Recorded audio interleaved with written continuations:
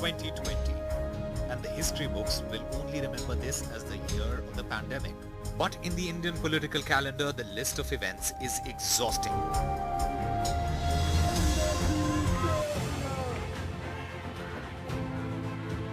The year started with ongoing protests against the controversial passing of the Citizenship Amendment Act, a law that sought to give citizenship to the persecuted minority in Pakistan, Afghanistan and Bangladesh.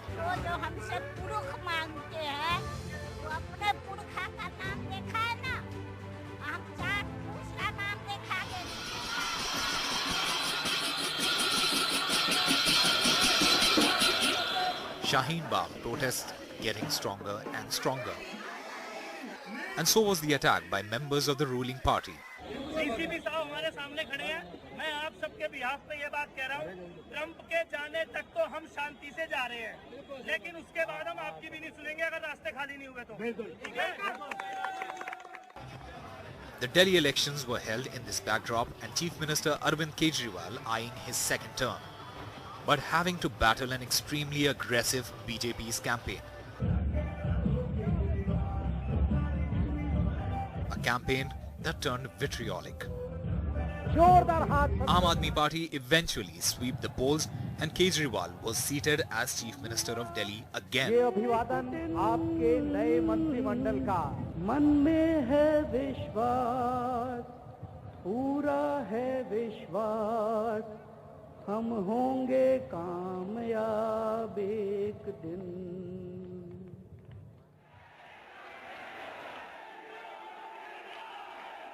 But within days of this electoral victory, Delhi witnessed horrific scenes of violence. The camera person could show the number of bricks that have been thrown throughout all this place. We are in Gogolpuri area of northeastern part of the national capital right now. Behind me is the tire market which was up in flames yesterday. Smoke has engulfed the entire area. This particular protest against the Citizenship Amendment Act spiraled into a full-blown clash between anti and pro-CAA protesters. Riots broke out in various parts of the national capital, killing 53 and leaving 400 injured. All this happened as a few kilometers away, Prime Minister Modi welcomed US President Donald Trump to New Delhi. India-US friendship.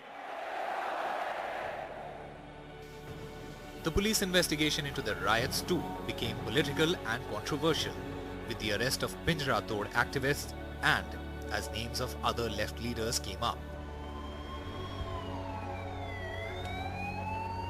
By now, concerns around the pandemic started to worry the Modi government.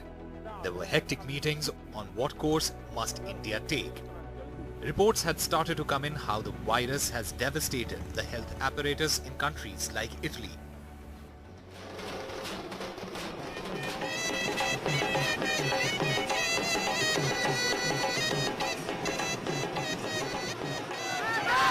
But this did not stop the politics in the states.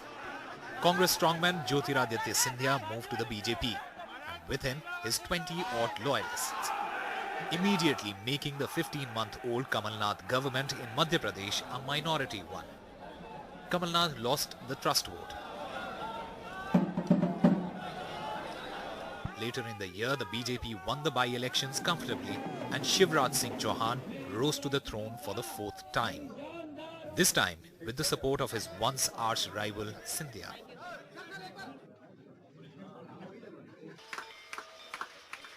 By now the COVID lockdown was in place. It started with a Janata curfew and an expression of gratitude for the COVID warriors. सुबह 7 बजे से रात 9 बजे तक सभी देशवासियों को जनता curfew का पालन करना है. And later the Prime Minister announced a 21-day complete lockdown. India had pressed the pause button. But how could this have been complete without its share of politics though? With no mode of transport, the lockdown sent lakhs of people walking on foot to their homes. जहाँ रहते थे जिससे ration उधारी लेते थे वो कह रहा अब नगद राशन लेना पड़ेगा. अब हमारे पास पैसा आ नहीं रहा है, क्या खाएंगे? मकान मालिक कह रहा है किराया दो, किराया कहाँ से देंगे जब होगा नहीं. वो कह रहा है कमरे खाली करो. क्या करेंगे? Their desperation, coupled with an unplanned lockdown, set them on foot. The opposition was quick to question the government on this decision. The central government does not appear to have a clear idea on how the situation will be managed. As we all witnessed a major humanitarian crisis, a communally charged blame game began in the national capital. Delegates of the Tablighi Jamaat gathered in this building in Nizamuddin. When social distancing and masks were being preached, thousands of people, including those who had come from abroad, were holed inside closed rooms. The result, a super spreader event in the heart of the national capital. An ugly political war broke out, with cases filed against Tablighi members, some of them even jailed. Government battling allegations of giving the Tablighi incident a communal color. Later in 2020, all foreign nationals arrested were ordered to be released and also acquitted, leading to another round of politicking. Did the government victimize members of the Jamaat? इसको हम एक negligence नहीं कहते, it's criminal negligence, एक आपराधिक लापरवाही है। Ceiling करेंगे और मॉनिटरिंग करेंगे कि लोग सेल्फ क्वारंटाइन फॉलो कर रहे हैं कि नहीं कर रहे। In Uttar Pradesh, dreaded gangster Vikas Dubey created quite a storm. After killing 8 policemen in a raid, Dubey was on the run, and the UP government facing allegations of protecting the dreaded gangster. Weeks later, he was found in Ujjain, handed over to the UP police the very same night. The absence of a police remand set murmurs, going that the night might have something in store. It surely did. Vikas Dubey was killed in a mysterious and somewhat predictable encounter. The police claims he was trying to run away, a version which many find hard to believe to this day. UP also saw the BJP fulfilling its oldest poll promise. The Ram Temple construction was now to commence. 5th August 2020, the Prime Minister Narendra Modi laid the foundation stone of the Ram Temple in Ayodhya. टाट और tent के नीचे रहे हमारे रामलला के लिए अब एक भव्य मंदिर का निर्माण होगा। सियापति रामचंद्र की, सियापति रामचंद्र की, सियापति रामचंद्र की। The city decorated for the event, a city which catapulted the BJP to power, but often battled municipal neglect over these years.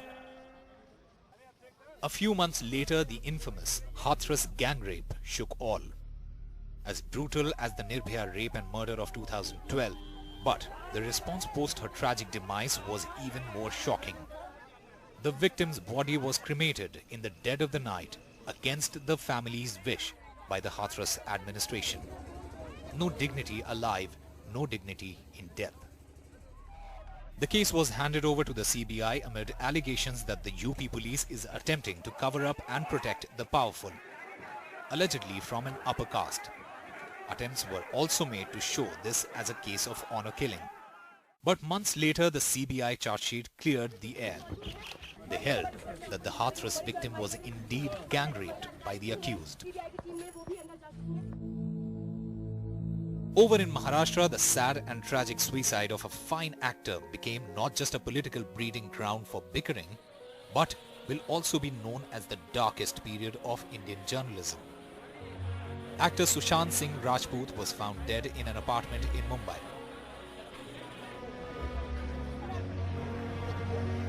For over a month, the Mumbai police carried out an accidental death probe.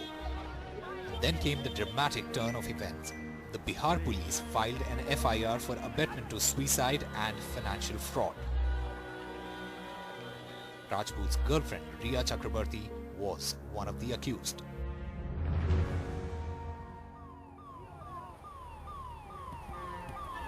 Months of endless drama ensued. Police forces of 2 states were at war over jurisdiction. Sushant's family alleged that Riya embezzled Sushant's money. Soon more probe agencies joined in. CBI, ED, even the Narcotics Control Bureau. After months of probe, the NCB made the move, arresting Riya on charges of consuming drugs.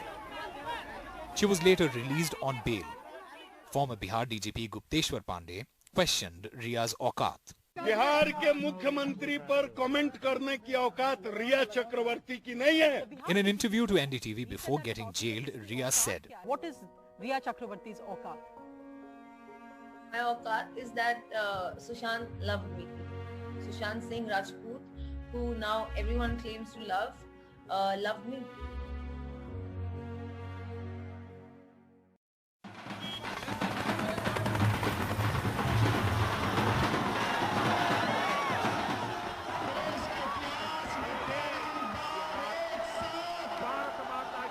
Sushant featured as a prominent issue in the upcoming Bihar elections. But then, as the campaigning took pace, he was forgotten.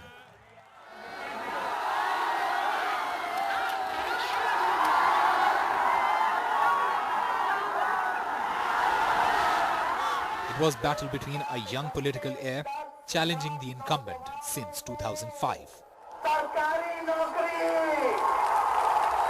If I was unexperienced, then why he made me a deputy chief minister? In the mix was also another political heir, Chirag Paswan, who lost his father, Union Minister Ram Vilas Paswan, in the run-up to the polls. He decided to challenge Nitish but support Modi, complicating the Bihar matrix.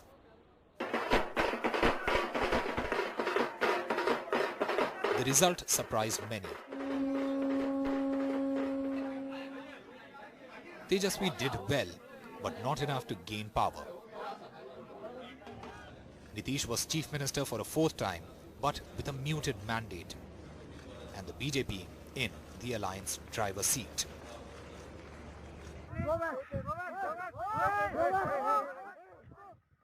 Earlier this year, the Indo-China border standoff started as a border conflict. But there was a battle almost daily in New Delhi over who was sold more to China, Congress or the BJP, while the Congress accused the BJP of mishandling and sellout. The BJP dug out old records of the Rajiv Gandhi Foundation, alleging that the Congress took money from the Chinese as donations to toe a softer economic line favoring the neighbors. From the south, a fair share of political headlines. Bengaluru riots rocking the city, but also kick-starting a blame game between Congress and BJP over appeasement.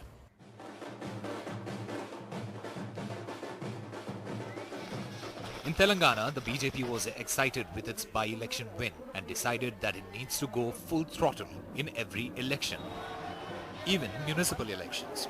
The Greater Hyderabad polls saw the full fireworks on display. From party chief to home minister, the result, BJP made significant gains, denting the TRS's hold over the body.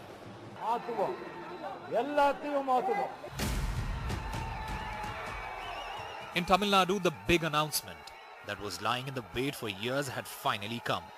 Rajinikanth announced that New Year's Day would be the big political debut. The superstar had kept his political entry in gestation for over 3 years now. And within days of that dramatic and delayed announcement came an equally dramatic retraction.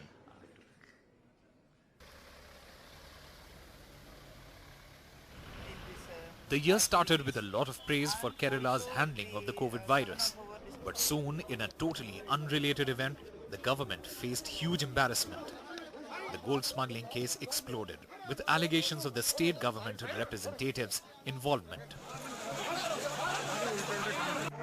Back in Uttar Pradesh, a controversial ordinance was promulgated. The intention was to stop forced religious conversion for marriage, politically more popularly known as the Anti-Love Jihad Ordinance.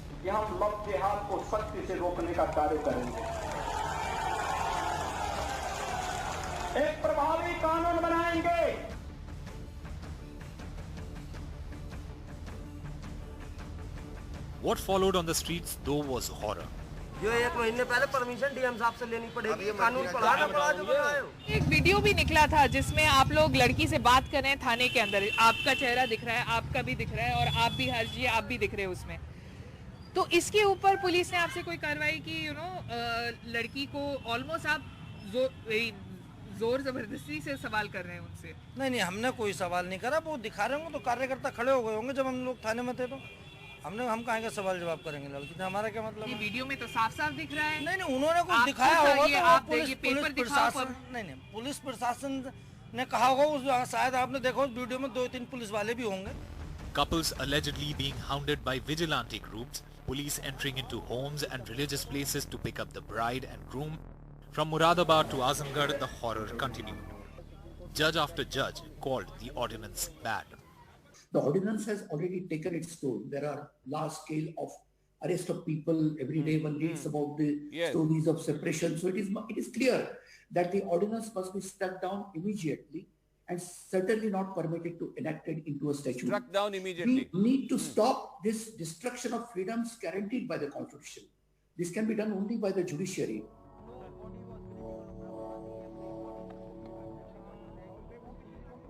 We end this presentation with the revolt in the grand old party. How the Congress continues to struggle on leadership issues and how a group of 23 mustered up the courage to say the same. Finally, a meeting of this grouping took place with the interim Congress chief Sonia Gandhi, and they aired their views. Anyone had to say, wanted to say, he took full time to say it. A decision on leadership is still pending. The once invincible Congress now struggling for next-gen leadership. Even as it lost some of its tallest leaders, its brains and visionaries. Sonia Gandhi's closest aide Ahmed Patel lost the fight to prolonged illness, and the old and wise Motilal Vora's death too left a void in the Congress.